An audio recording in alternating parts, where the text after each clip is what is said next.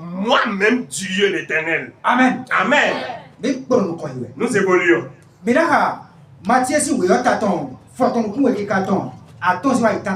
Matthieu 5, Matthieu 15.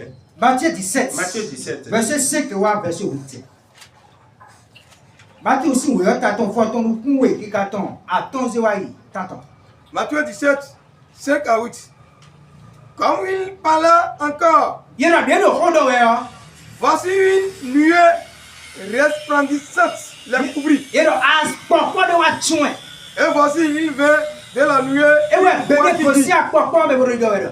C'est ici mon fils bien-aimé, en qui j'ai pris plaisir, écoutez-le.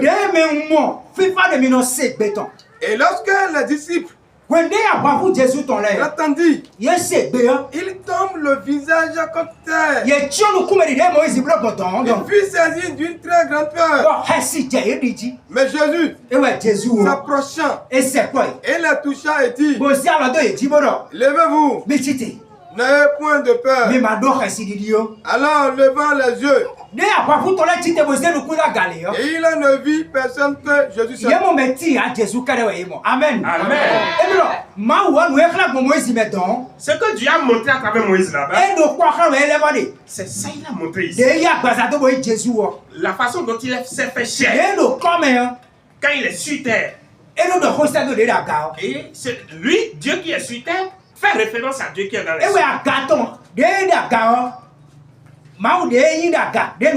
Et Dieu invisible qui est dans les cieux là, il est maintenant, s'est transformé maintenant en nuée pour couvrir Dieu maintenant qui s'est fait chair. Et il parlait, celui-ci est mon fils bien-aimé, écoutez-le. Et les disciples entendaient ça.